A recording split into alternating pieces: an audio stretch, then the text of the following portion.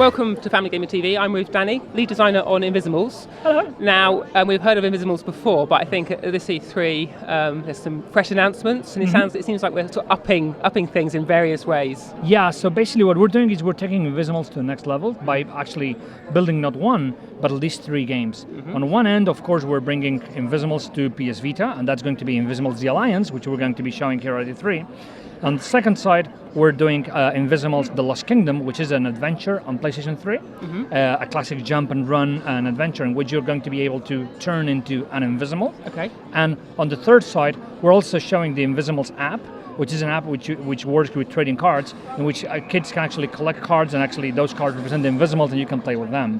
Okay. Moving on to the Alliance, basically on the Alliance what we're going to see is that for the first time ever, as you can see here behind me, we have a battle system in which Vita players can play along with PS3 players using crossplay. Okay. So you can do tournaments with up to 4 players in any configuration. So maybe you can have 3 Vitas against a PS3 or any kind of setup that you want to do with your friends. And so is that battling on the PS3 and Vita? Invizimals uses those real-world AR cards, doesn't it? I presume that continues. So how does that fit into that base game? That is correct. As you can imagine, we've kept the Vita game very augmented reality-centric. So as we're going to show you later, we have plenty of ways to actually play outdoors. So you're going to be able to do a battle on a beach or maybe at the playground in your school. But in the same way, for a long time we've heard fans saying, oh, we want to be able to play on a bus.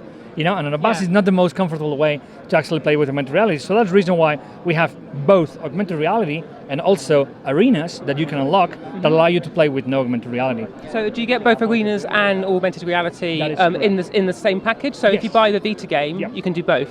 That is correct. On top of that, of course, we have all the capture mechanics. You have 20 brand new capture mechanics, and all of those happen outdoors. So basically, you're going to have Invizimals clinging onto the ceiling, Invizimals clinging onto walls, and you're going to have to battle them in lots of different ways.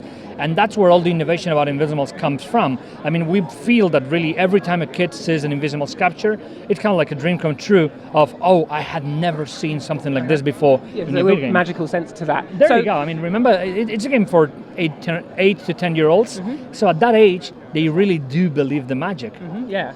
So you have cards which bring the characters in. So on the PSP game, did you have to buy those cards? They come with the game. Everything comes with the game. So as soon as people buy either the Vita game or the PS3 game, they're ready to go. Okay. The only thing is that, of course, if you play Vita, you're going to see one half of the story. If you play PS3, you're going to see the other half of the story. So of course, if you play both of them together, thanks to crossplay, there's the synergy between the 2 games that makes it so much better. But of course, each game is self-contained on its own. And so, is there?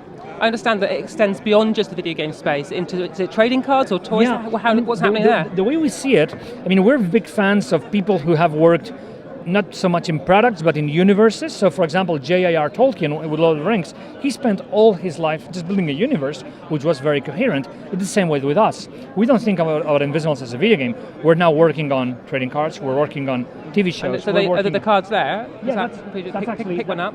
Yeah, that's some of the cards. These came out already in Spain, and they're coming out. They're rolling out all over Europe in the next months. This has been massively successful in Spain. We've sold Panini. I remember that from my childhood. Football stickers and films. You know what? I'm 38 now, and the good thing for me is that some of the things we're doing are the things I was a big fan when I was a kid. And I was like, oh my God, that's so cool. You got a dream job.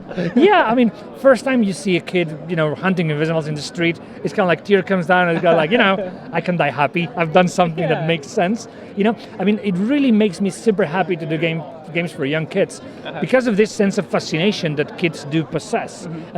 I always say that we build video games because the real world is too boring. And I wish we could all go back to childhood when things were magical and fantastic, etc. And that was Invizimals is all about. Yes, it's fantasy, but yes, it's very important because kids really do care about these things.